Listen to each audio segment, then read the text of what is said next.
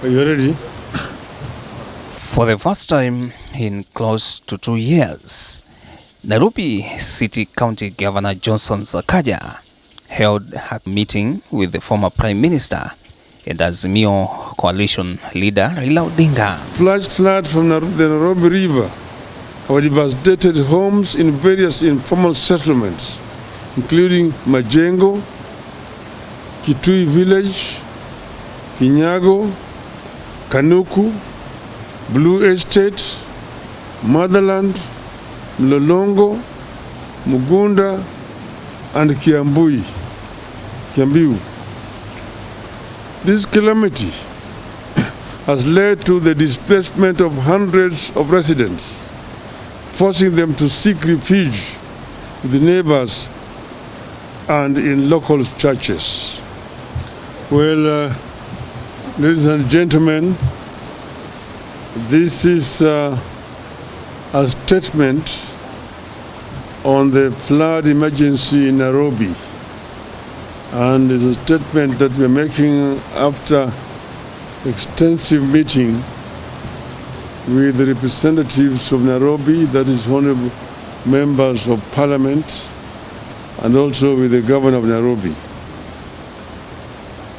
Fellow Kenyans and Nairobi residents, it is now clear that we are in the throes of a national flooding disaster, especially within Nairobi City County.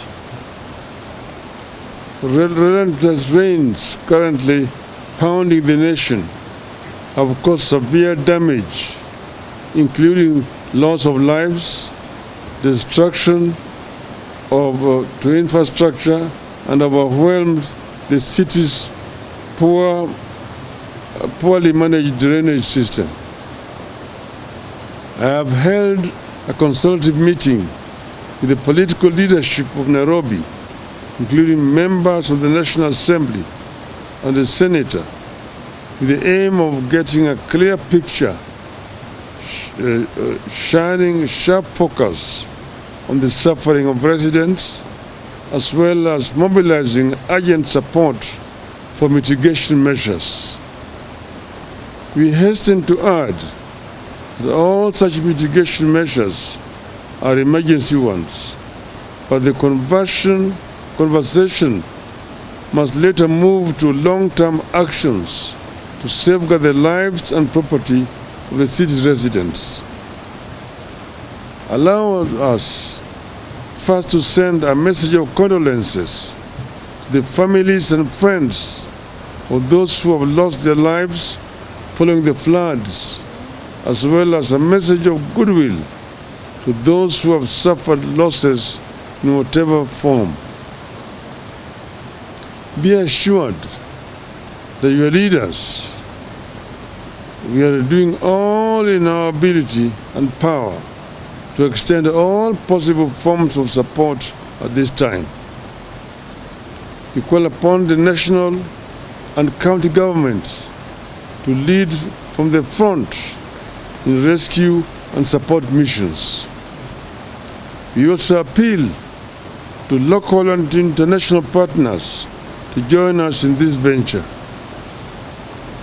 If Nairobi is this overwhelmed, we fear our people in rural Kenya could be in for worse times should the rains continue as expected.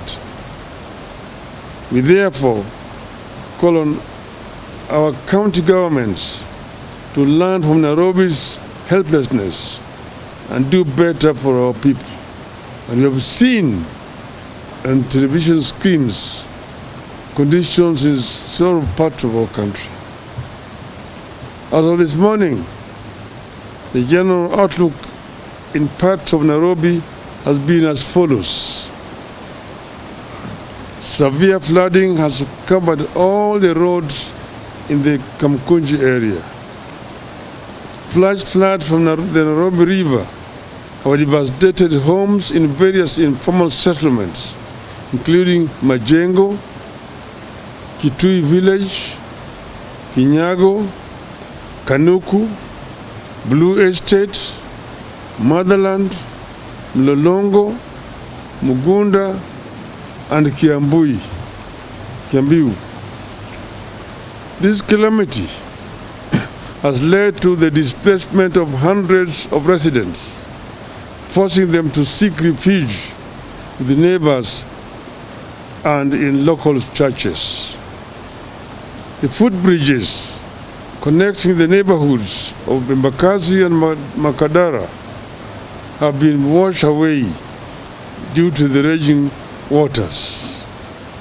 The residents of these affected areas, many of whom are employed in the nearby industrial area, now have to walk longer distances to reach their workplaces.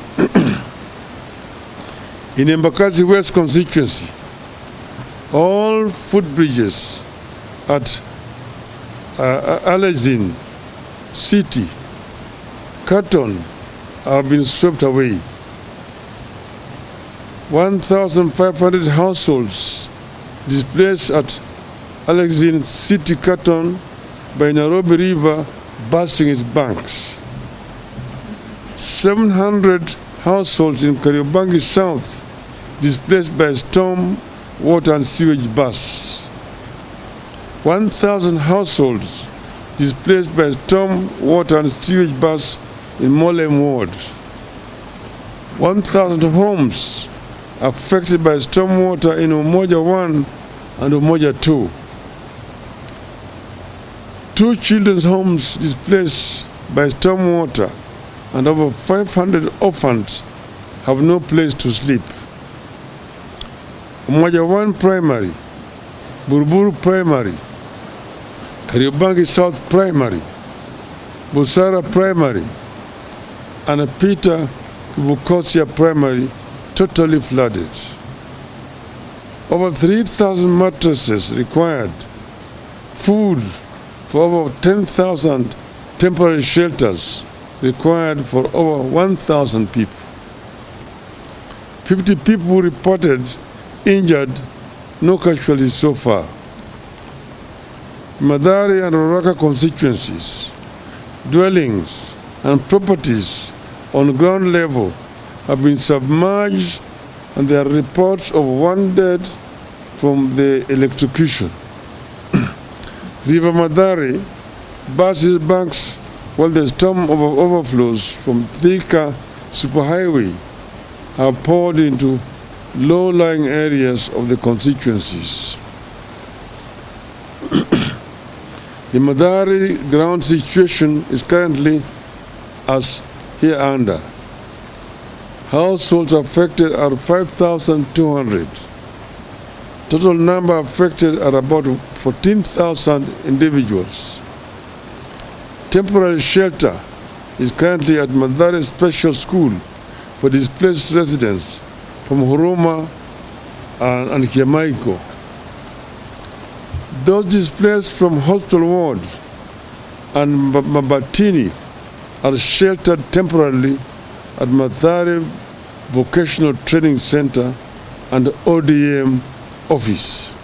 This time is about the ongoing national crisis on the flood menace in the capital city. With regard to the destruction of infrastructure, the following bridges have been completely swept off. Gumba Bridge joining Mathare Mabatini Ward and Ruaraka Utalii Ward. 4B Bridge joining 4B in Hospital Ward and Ruaraka. Mathare North Kiamaiko Bridge joining Huruma Ward in Mathare and Mathare North in Ruaraka. DP Bridge joining Mlango Kubwa Village and Kosovo Hospital Ward in Mathare. Thiga Bridge joining Hospital Ward and Mlango Kubwa Village 2. Humanitarian assistance needed immediately include foodstuffs, blankets, mattresses, water and medicines. Long-term assistance needed include building materials to reconstruct houses for those displaced and financial assistance to resettle those who had built on riparian land near the river. In Kibra constituency, the situation is as follows. Up to 810 households have been displaced and 4 people presumed dead. 2 bodies have been retrieved while 2 are yet to be located. The bridge connecting Sarangombe and Langata has been washed away.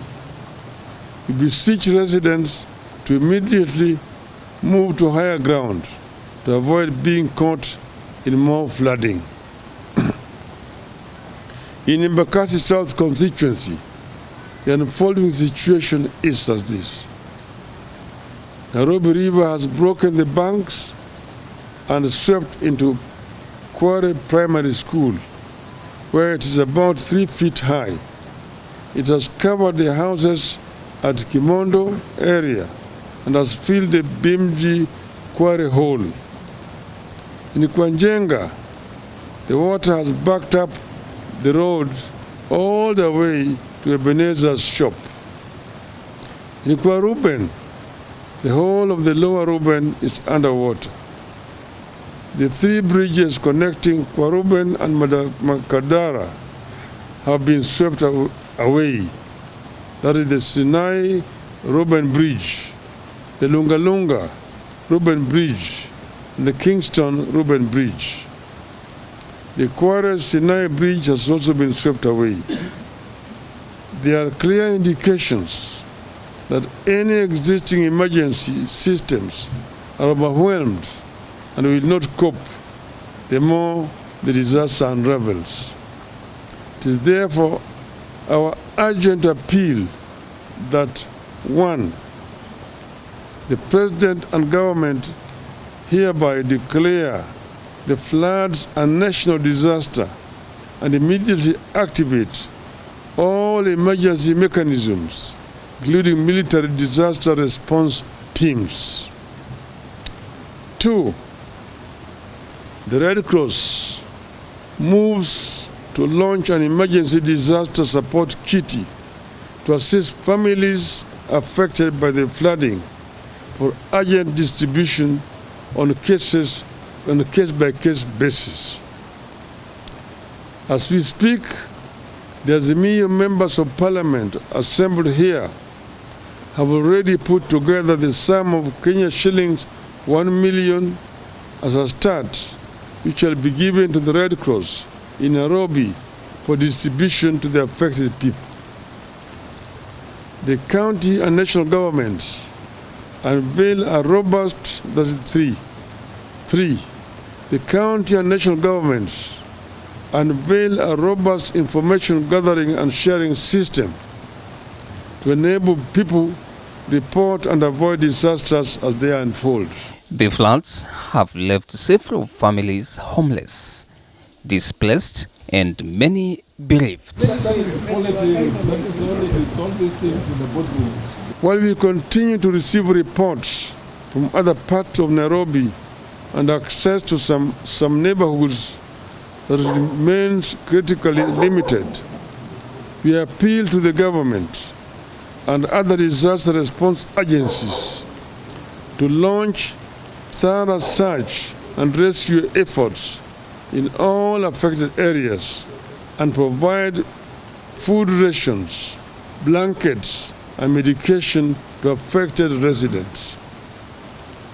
It is important to point out that all forecasts show that the rains will be pouring some more tonight and the coming days, which means the disaster is about to get worse. Preparedness is key to forestalling a crisis of larger proportions. What I've said about Nairobi applies almost with equal weight across the entire country. The entire country, as we talk today, is in a situation of a national disaster. Therefore, it is important that the government moves with speed to mobilize all the national resources available, all the natural resources available in the country to deal with this situation. The military, the paramilitary, police should all be engaged in order to help our people. Across the country, you've seen Tana River, you have seen Baringo, you have seen Mandera, you have seen Homa Bay, you have seen Nyando, you have seen Busia, you have seen, it's all over the country. Even in some of the most unlikely places, there is disaster. As we go through all this and seek help, I believe that all Kenyans believe that as a country, we deserve better and we can do better. I believe that as a country, we can do better than crying for help when rains come and crying for help again when rains fail. We can do better.